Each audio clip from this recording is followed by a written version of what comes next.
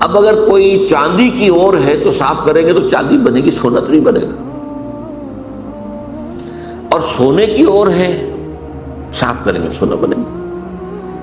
تو وہ اورس تو اپنی جگہ پر مستقل ہے، ان کو آپ چینج نہیں کر سکتے۔ اسی طرح انسانوں کی افتاد طبع، انسانوں کا مزاج یہ اللہ نے بنایا ہوتا ہے۔ اس کو قرآن مجید میں ایک جگہ شاکلہ کہا گیا ہے، قل کل یعمل علی شاکلتہ۔ شاکلہ کسے کہتے ہیں؟ ہمارے مصری لوگ جو ہوتے ہیں جب کوئی شے ڈھالنی ہوتی ہے تو اس کے لیے پہلے پیٹرن بناتے ہیں، اسے پاٹرن کہتے ہیں، پاٹرن۔ تو مصری لوگ پاٹرن کہتے ہیں کہ جس میں پیٹرن ہے، سانچہ پہلے بناؤ گے تب اس میں اس دھات کو پگھلا کے ڈالو گے تو وہ اس کی شکل اختیار کر لے گا۔ وہ سانچہ جو ہے ہر شخص کی شخصیت کا سانچہ اللہ نے علیحدہ بنایا ہے۔ موٹی موٹی تقسیمیں یہ ہیں۔ ایک تقسیم وہ ہے کہ جو باصلاحیت لوگ ہوتے ہیں، ایک ہے عام آدمی جس کے اندر کوئی خاص صلاحیت ہے ہی نہیں، ان کے بارے میں تو میں کہا کرتا ہوں کہ وہ زندگی نہیں گزارتے بلکہ زندگی انہیں گزارتی ہے۔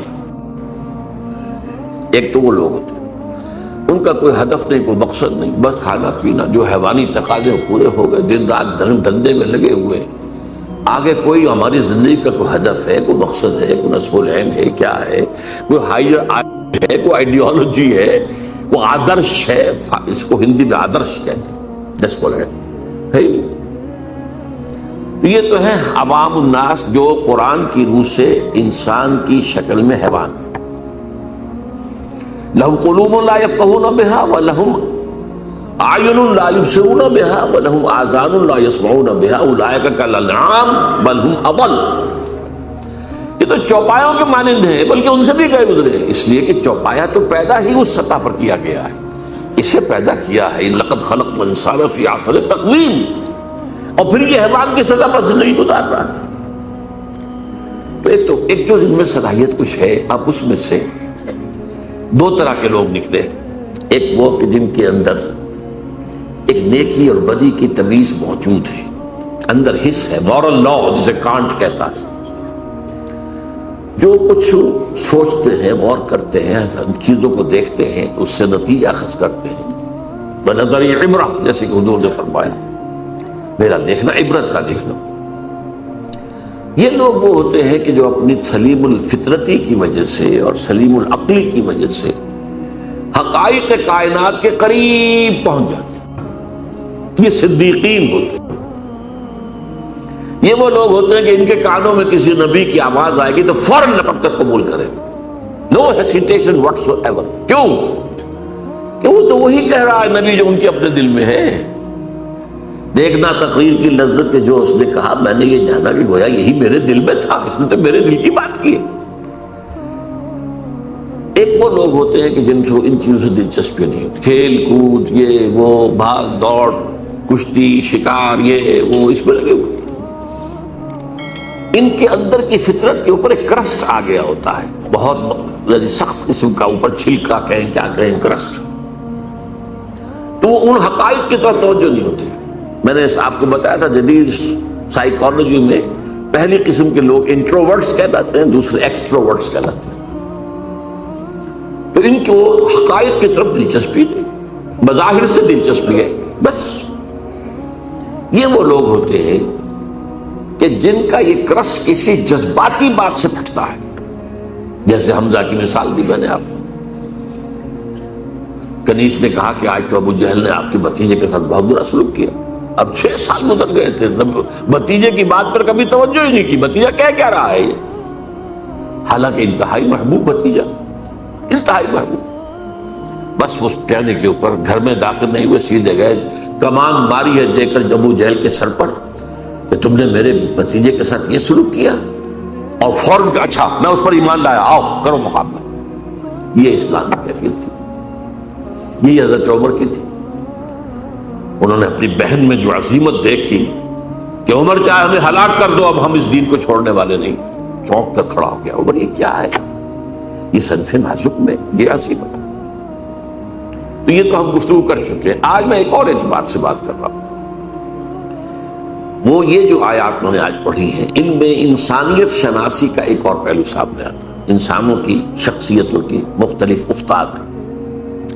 اس میں خاص طور پر ذکر کروں گا، مولانا مودودی نے اپنے تفہیم القرآن کے مقدمے میں بڑی اہم بات کہی، بہت اہم بات کہی، کہ قرآن مجید ایسی کتاب نہیں ہے جسے کوئی شخص اپنے اسٹڈی روم میں یا ڈرائنگ روم میں آرام سے بیٹھا ہوا وہ پڑھتا رہے، سمجھتا رہے، ڈکشنری دیکھ لی، یہ دیکھ لیا۔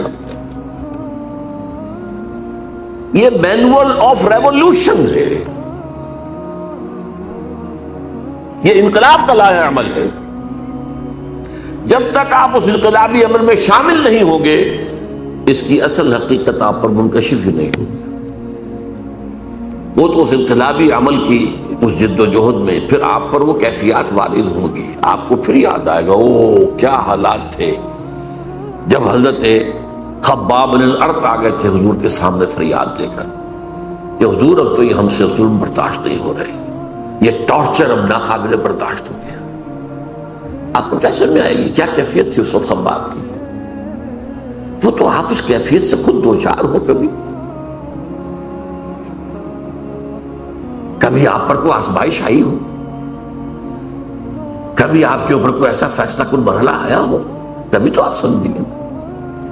تو قرآن مجید کے علم اور حکمت اور اس کے مفہوم اور معانی کا ایک بہت بڑا اہم گوشہ نہیں کھلتا جب تک کہ آپ یہ نہ سمجھیں کہ ایک انقلابی دعوت تھی، اور انقلابی دعوت کے اعتبار سے انسانوں میں 4 قسمیں ہوتی ہیں، وہی نبیین، صدیقین، شہداء، صالحین۔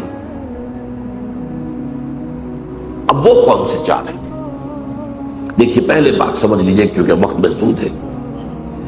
ایک لوگ وہ ہوتے ہیں کہ جب بات سمجھ میں آ گئی ہر کے بعد بات، اب نہ دائیں دیکھنا ہے، نہ بائیں دیکھنا ہے، نہ آگے نہ پیچھے، قبول کر لینا ہے بس۔ یعنی وہ لوگ جن میں ہمت ہے، کردار کی طاقت ہے، حوصلہ ہے، مثابرت ہے، مقاومت ہے، ایک وہ لوگ یہ نہیں دیکھتے کوئی اور بھی چل رہا ہے کہ نہیں چل رہا، وہ چلے تو چلے، نہیں چلے چلے، مجھے تو چلنا، مجھ پر تو حق باتیں ہو گئی، بات ختم ہو گئی۔ اب کوئی مفاد، کوئی چودراہٹ، کوئی حیثیت، اس کو نہ اندیشہ پہنچ جائے، اس کو نہ خطرہ ہو جائے۔ جیسے وہ نجران کے عیسائیوں کا وفد آیا تھا تو 2 بھائی تھے ٹاپ کے، ان کے بڑے اسقف، تو وہ جب حضور نے مباہلے کا چیلنج دیا تو پھر بھاگ گئے، رات چلے گئے، ورنہ 70 افراد کا نجران کا وفد آیا تھا۔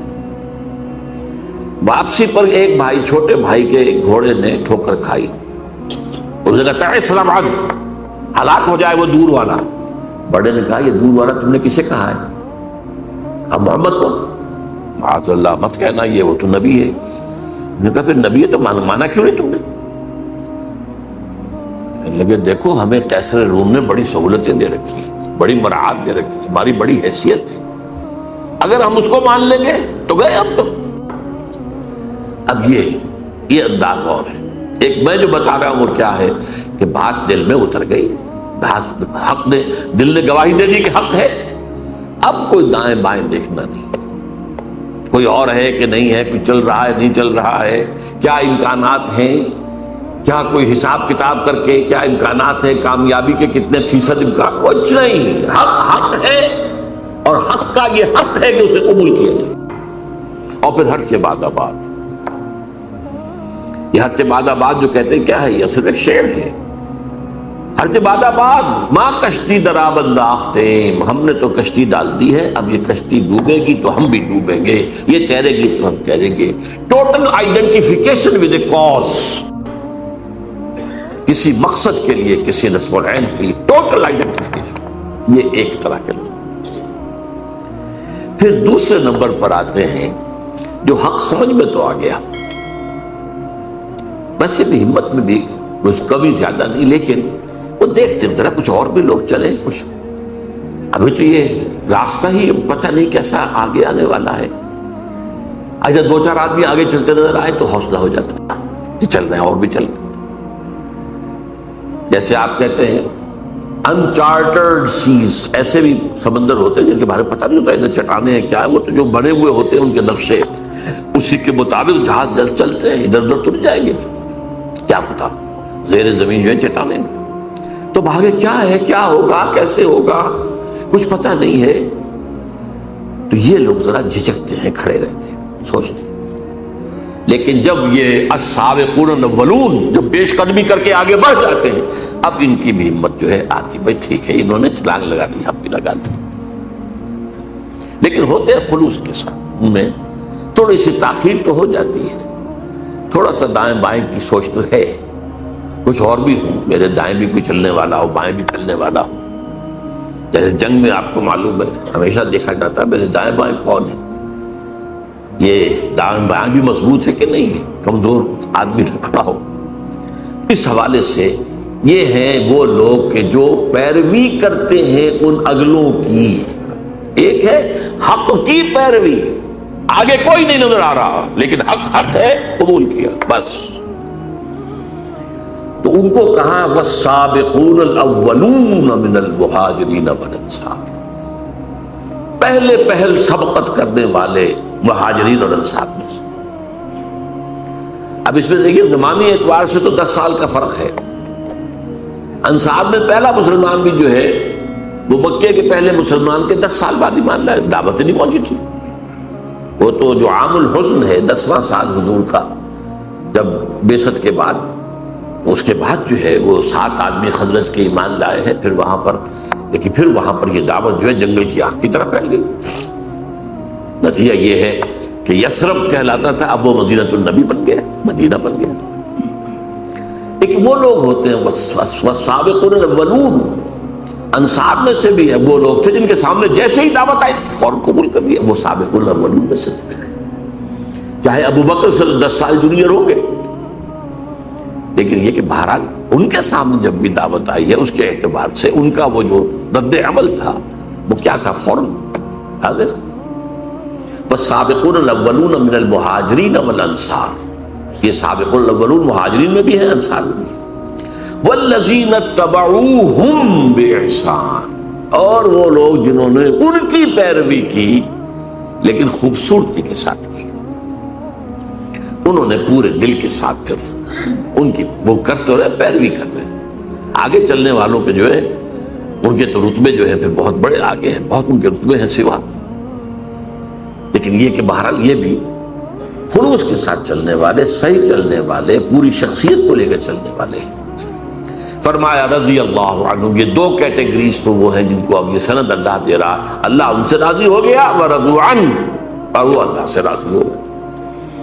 اللہ سے راضی ہو جانا اس دنیا میں بھی، راضی برضائے رب، جو بھی آ رہا ہے اس پر راضی رہنا، اور ایک آخرت میں اللہ راضی کر دے گا انہیں. رضی اللہ عنہم وارضاہم اجمعین، اللہ تعالیٰ ان سے راضی ہو جائے، انہیں راضی کر دے قیامت کے دن. رضی اللہ عنہ ورضوا عنہ وعد لهم جنات تجری من تحت الانہار خالدین فیہا ابدا، اور ان کے لیے اس نے ایسے باغات تیار کیے ہیں جن کے نیچے نہریں بہتی ہوں گی، جن میں وہ ہمیشہ ہمیش رہیں گے. ذالک الفوز العظیم، یہ بہت بڑی کامیابی. اب اگر اس وقت آپ کے دل سے دعا نہ نکلے تو یہ بڑی بدنصیبی ہوگی. اللہم ربنا اجعلنا منہم، اے اللہ ہمیں بھی اس مقدس گروہ میں شامل ہونے کی توفیق دے کہ جیسے ہی حق واضح ہو جائے فوراً قبول کریں، پھر کوئی پس و پیش نہ ہو، پھر جسے آپ کہتے ہیں ڈریگنگ آف دی فیٹ ہی نہ ہو. اب تیسری بات آئی ہے وَمِمَّنْ حَوْلَكُمْ مِنَ الْأَعْرَابِ مُنَافِقُونَ، ارے مسلمانوں تمہارے ارد گرد جو لوگ ہیں اعراب ان میں منافق ہیں، من اہل المدینہ، اور مدینے والوں میں بھی ہیں. نفاق کا مرض جو ہے اعراب میں زیادہ تھا، اس لیے کہ ان کو حضور کی تربیت اور تزکیے سے اتنا فائدہ اور تعلیم سے تو نہیں پہنچتا تھا. وہ تو کبھی آ گئے دیکھ لیا حضور. مدینے والے تو مسلسل حضور کی تعلیم، تربیت، تزکیہ اس سے مستفید ہوتے تھے. لہذا الاعراب اشد نفاقا، یہ قرآن اسی صورت میں ہے. نفاق کا مرض شدید ترین جو تھا وہ اعراب میں تھا. یہاں بھی فرمایا وَمِمَّنْ حَوْلَكُمْ مِنَ الْأَعْرَابِ مُنَافِقُونَ وَمِنْ أَهْلِ الْمَدِينَ، مدینہ میں بھی موجود ہے. مردوا علی النفاق، یہ نفاق پر اڑ گئے ہیں۔ یہاں ذرا سی بات سمجھ لیجئے، پہلے تو وہ بنیادی فرق شخصیت کا کیا ہے۔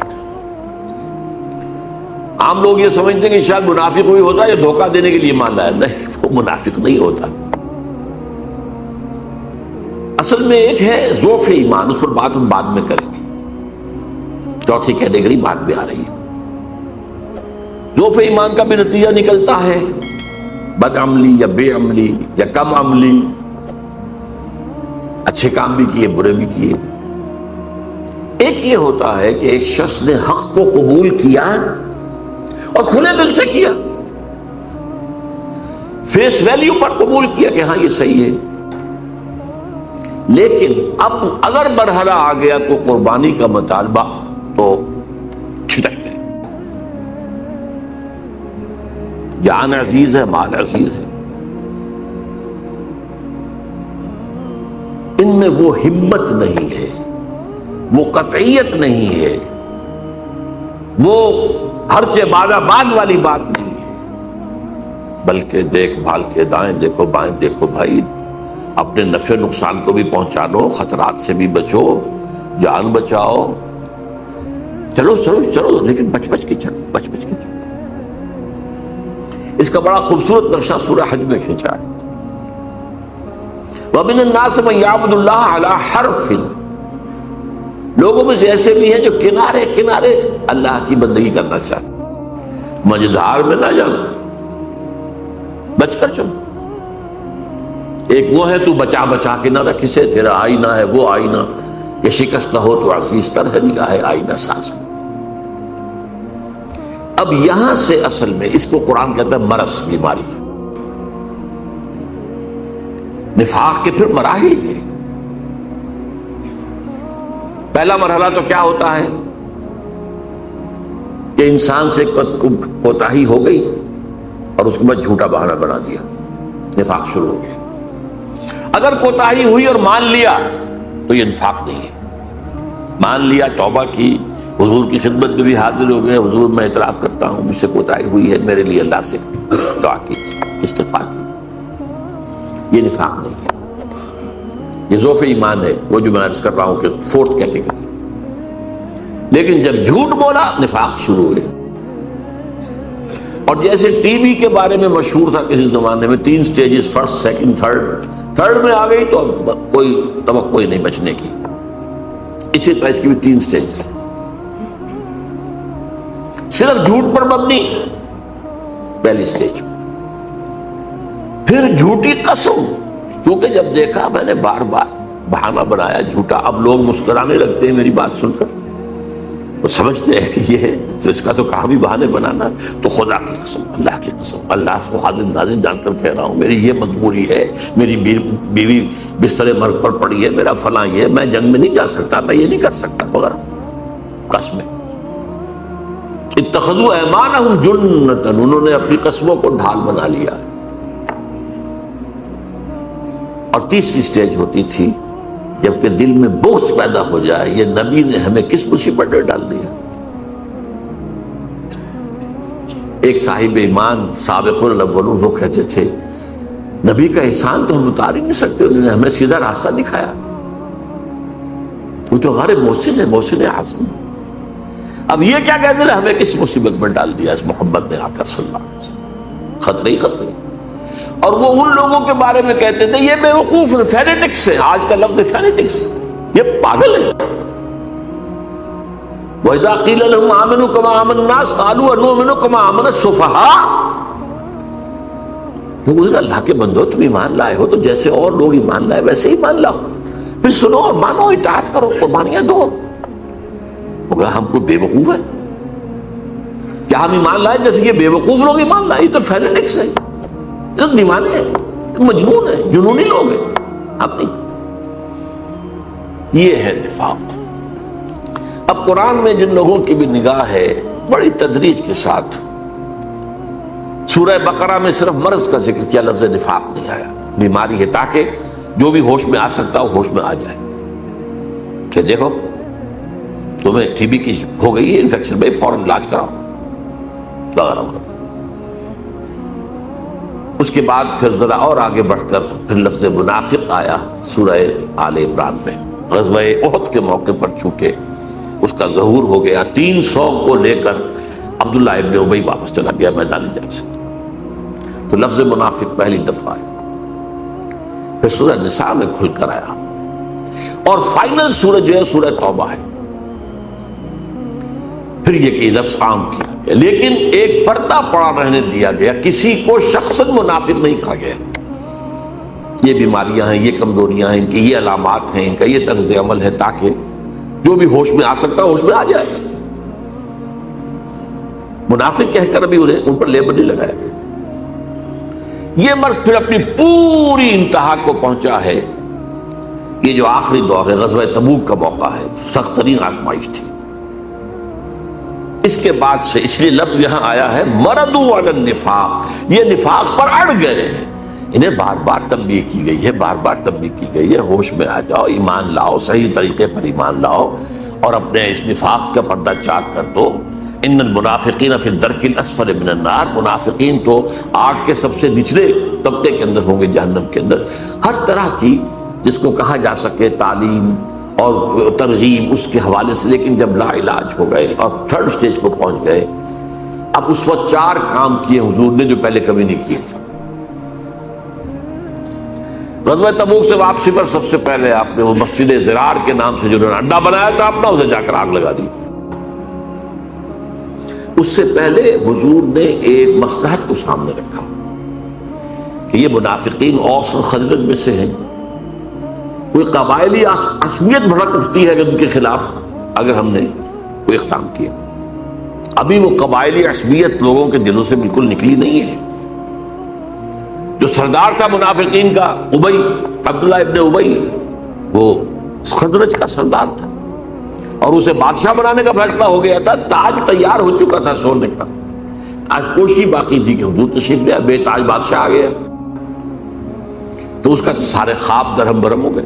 تو بدترین منافق وہی تھا، اسے بھی کبھی منافق نہیں کہا. اس کے بھی جنازے کی نماز پڑھا دی، بلکہ اس کے لیے اپنا کرتا بھی دے دیا، اس لیے کہ اس کا بیٹا جو تھا عبداللہ ابن ابی، وہ بہت نیک صالح نوجوان تھا. وہ آیا ہے کہ میرے والد کا انتقال ہو گیا، حضور اپنا کرتا عنایت فرما دیں، میں اس میں اس کو کفن دے دوں. آپ نے کرتا دے دیا. حضرت عمر نے کہا ابھی کیا کر رہے ہیں اس منافقین کے سردار کو؟ فرمایا عمر میرا کرتا اس کو اللہ کے عذاب سے نہیں بچا سکتا. ہم پتہ نہیں کیا کیا چیزیں تبرک بنا کر اپنے پاس رکھ سکتے. یہ تبرک میرے ساتھ میرے کفن میں رکھ دے. حضور کے کرتے سے زیادہ تبرک والی شے کو ہو سکتی تھی.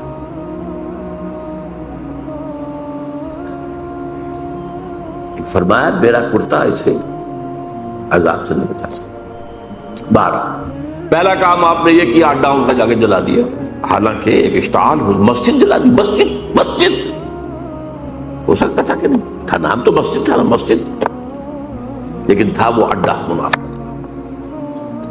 دوسرا کام یہ کیا کہ آپ نے پردہ چاک کر دیا. حضرت عمر کی روایت ہے رضی اللہ تعالی عنہ کہ جمعے میں آپ نے ممبر سے کہا فلاں ابن فلاں نکل جاؤ تم منافق ہو، فلاں ابن فلاں نکل جاؤ ہماری مسجد سے تم منافق ہو. 36 انسانوں کو آپ نے اس طرح کہا. تیسری بات یہ کی گئی قرآن مجید اسی سورۃ توبہ میں فرمایا گیا کہ اب آپ آئندہ ان میں سے کسی کی نماز جنازہ نہیں پڑھیں گے اور نہ کسی کی قبر پر کھڑے ہو. اب آخر اور وہ چیز کر دی جس کو میں نے بعد میں پڑھا، 2 آیتیں ہیں. منافقین کا ایک طرز عمل یہ ہوتا تھا کہ اگر کوئی جہاد کا قتال کا معاملہ آیا ہے، یہ ہم سے چندہ لے لیجیے، ہم انفاق کرنے کو حاضر ہیں، اور حضور قبول کر لیا کرتے تھے. اب وہ بھی بند کر دیا گیا. کہہ دیا گیا انفقوا طوعا او کرہا، اے نبی منافقین سے کہہ دیجیے چاہے خوش دلی سے خرچ کرو، انفاق کرو، چاہے مجبوری کو، لن یتقبل منکم، یہ قبول نہیں کیا جائے. ان کے کوئی چندہ، ان کا کوئی ڈونیشن، ان کا کوئی جو ہے صدقہ آپ نہ لیجیے. انکم کنتم قوما فاسقین، تم یقیناً فاسق لوگ ہو. وما منعهم ان تقبل منهم نفقاتهم الا انهم كفروا بالله، اور نہیں محروم کیا انہیں اس بات سے کہ ان کے نفقات، ان کا انفاق قبول کیا جاتا، مگر اس نے کہ وہ اللہ سے کفر کر چکے ہیں۔ یہ نفاق جب اس سٹیج کو پہنچ گیا تو کفر ہو چکا ہے، اگرچہ کفر ابھی چھپا ہوا کفر ہے، ظاہر نہیں ہے، وہ کفر نہیں ہے جس پر مرتد کہہ دیا جائے، وہ نہیں ہے۔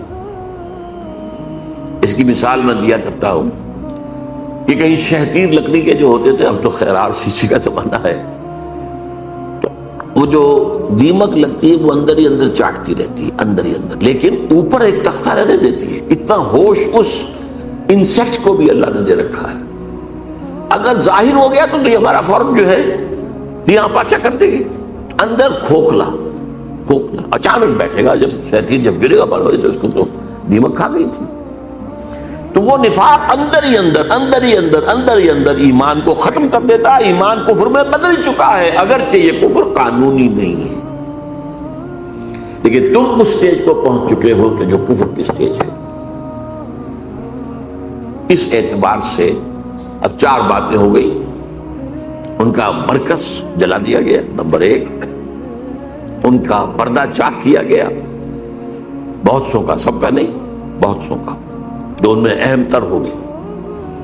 حضور کو روک دیا گیا، آئندہ آپ ان میں سے کسی کی جنازے کی نماز نہیں پڑھائیں گے، اور نہ ہی ان کی قبر پر کھڑے ہوں گے، اور ان کا کوئی صدقہ، کوئی انفاق قبول نہیں۔ یہ ہو گیا تیسری جو کیٹیگری تھی۔ وَمِمَّنْ حَوْلَكُم مِّنَ الْأَعْرَابِ مُنَافِقُونَ وَمِنْ أَهْلِ الْمَدِينَةِ مَرَدُوا عَلَى النِّفَاقِ نَحْنُ نَعْلَمُهُمْ سَنُعَذِّبُهُمْ مَرَّتَيْنِ، ہم انہیں دوبارہ 2 مرتبہ عذاب دیں گے، ثُمَّ يُرَدُّونَ إِلَىٰ عَذَابٍ عَظِيمٍ، اور پھر وہ بڑے عذاب میں ڈال دیے جائیں گے۔ آخرت کا عذاب بڑا ہے، اس سے پہلے برزخ کا عذاب ہے، اس سے پہلے دنیا میں بھی عذاب ہے۔ جو پردہ چاک ہوا، جو رسوائی ہوئی، یہ ساری کی ساری چیزیں ان کے لیے عذاب کے درجے میں تھی کہ نہیں تھی۔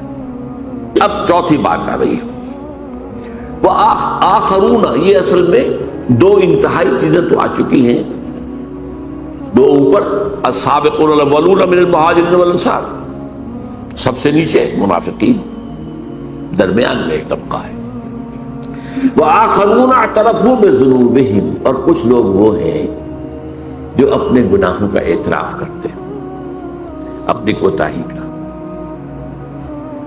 جب حضور واپس آئے ہیں اور آپ نے جواب طلبی کی ہے، کیونکہ اس لیے کہ غزوہ تبوک میں نفیر عام تھی، ہر صاحب ایمان کے لیے جانا لازم، اس سے پہلے کبھی نہیں تھی، چوائس پر ہوتا تھا، جانا چاہیں جائیں، نہیں جانا نہ جائیں، درجے ہیں جانے والوں کے، لیکن یہاں نفیر عام، لہذا واپسی پر آپ نے جواب طلبی کی ہے، تم کیوں نہیں گئے، تم کیوں نہیں آئے؟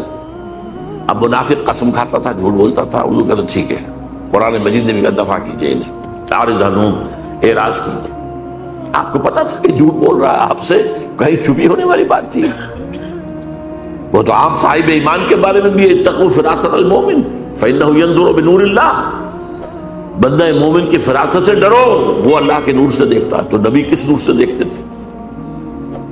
لیکن ٹھیک ہے، جائیے، اہل ایمان ابو حضور کوئی عذر نہیں ہے۔ میرے پاس بھی کعب ابن مالک کی بڑی لمبی حدیث ہے بخاری شریف کے اندر کہ حضور میرے پاس بھی زبان ہے، میں بھی جھوٹ بول سکتا تھا، بہانے بنا سکتا تھا، لیکن میں تسلیم کرتا ہوں کہ جتنا صحت مند میں اس وقت تھا کبھی نہیں تھا، کوئی بیماری نہیں تھی، اور جتنا غنی میں اس وقت تھا اس سے پہلے کبھی نہیں تھا، یہ بھی نہیں تھا کہ میرے پاس زیادہ راہ نہیں تھا، بس مجھے میرے نفس نے چکمہ دیا کہ تمہاری سانڈنی جو ہے بڑی طاقتور ہے، مضبوط ہے، یہ رسول اللہ تو چلیں گے 30,000 کا لشکر لے کر، تو بڑی سلو رفتار ہوگی نا، تم 2-4 دن اور ٹھنڈی چھاؤں گھر کی راحتیں جو ہیں ان سے مستفید ہو لے، پھر تیزی کے ساتھ دوڑتے ہوئے جا کے مل جانا۔ ہر روز یہی چکمہ اور نفس دے رہا ہے، میں چکمے میں آتا چلا گیا۔ ایک روز اچانک محسوس ہوا کہ اب تو میں چاہے کتنا ہی تیز چلوں آپ کو نہیں مل سکتا، بیٹھ گیا۔ انہیں پھر سزا دی گئی، بائیکاٹ کیا گیا، حکم دے گیا کہ کوئی صاحب ایمان سے بات کرے۔ یہ 3 صحابہ تھے۔ اب ان کے بارے میں جو فرمایا جا رہا ہے، یہاں سے کیٹیگری تو آپ نے سمجھ لی۔ وآخرون اعترفوا بذنوبہم خلطوا عملا صالحا وآخر سیئا، انہوں نے گڑبڑ کر لیے ہیں اپنے اندر اچھے کام بھی برے کام بھی۔ ظاہر بات ہے کہ اگر ایمان زیادہ مضبوط نہیں ہے تو کیا ہوگا، گناہوں کا صدور، لیکن معافی مانگے گا آدمی، استغفار کر لے گا، توبہ کر لے گا، اللہ معاف فرمانے والا ہے، لیکن رہے گا تو ایسے ہی نا، ڈاما ڈول، کبھی ادھر کبھی ادھر۔ تو خلطوا عملا صالحا وآخر سیئا، انہوں نے خلط ملط کر دیے ہیں، نیک اعمال بھی اور برے اعمال بھی۔ عسى اللہ ان یتوب علیہم، امید ہے کہ اللہ ان پر عنایت فرمائے گا، ان کی توبہ قبول کر لے گا، ان کے استغفار کو شرف قبولیت عطا کر دے گا۔ ان اللہ غفور رحیم، یقین اللہ غفور رحیم ہے۔ خذ من اموالہم صدقۃ، اے نبی ان کے اموال میں سے صدقہ قبول کر لیجئے۔ منافقین کا کوئی صدقہ قبول نہیں ہے، لیکن ان میں سے خذ من اموالہم صدقۃ تطہرہم بہ وتزکیہم، تطہرہم وتزکیہم بہا، یہ صدقہ جو یہ اللہ کی راہ میں دیں گے، انفاق کریں گے اور آپ اس کو قبول کر لیں گے تو ان سے تطہیر ہوگی، ان کا اندر پاک ہوگا، گناہوں کے جو اثرات ان کے باطن میں ہیں، ان کی شخصیت کے اندر، وہ اس میں سے دھل جائیں گے۔ اور تزکیہم، زکوٰۃ یہ ان کے لیے تزکیے کا ذریعہ بن جائے گا، اندر کی پاکی کا۔ وصلی علیہم، اور ان کے لیے آپ دعا بھی کیجیے۔ وہاں منافقین محبوب ہو گئے۔ استغفر لہم او لا تستغفر لہم ان تستغفر لہم 70 مرۃ فلن یغفر اللہ لہم، اسی سورۃ توبہ کی آیت۔ اس منافقت کے موضوع پر یہ چوٹی کی صورت ہے، ٹاپ کی، کلائمیکس۔ اے نبی آپ چاہیں ان کے لیے استغفار کریں چاہے نہ کریں، آپ 70 مرتبہ بھی استغفار کریں گے تب بھی اللہ معاف نہیں کرے گا۔ یہ دوسری بات ہے کہ حضور کی شخصیت کا پہلو، آپ نے فرمایا اگر مجھے معلوم ہوتا کہ 70 بار سے زیادہ استغفار کرنے پر اللہ انہیں معاف کر دے گا تو میں 70 بار سے زیادہ کرتا، لیکن انداز میں یہ کہ کرنا ہے ہی نہیں، 70 کیا 70 مرتبہ، 70,000 مرتبہ بھی کر لیں گے تو معاف نہیں کرے گا، لہذا میں نہیں کر سکتا اس طرح۔ تو فرمایا خذ من اموالہم صدقۃ تطہرہم وتزکیہم بہا، اس صدقے کے ذریعے سے تطہیر ہوتی ہے اور تزکیہ ہوتا ہے۔ اسی لیے جو مالی عبادت ہے اسلام میں اس کا نام زکوٰۃ ہے۔ کیوں؟ تزکیے سے بنائی لفظ، یہ بھی انسان کے دل کے اندر کی باطنی جو صفائی ہے اس کا ذریعہ ہے۔ اس لیے کہ انسان کو روگ کیا ہوتا ہے، جو روگ میں نے کہا تھا مرض، حب دنیا، حب مال، حب جان، ٹھیک ہے، اور سب سے بڑی شے حب مال، یہ انڈیکس ہے۔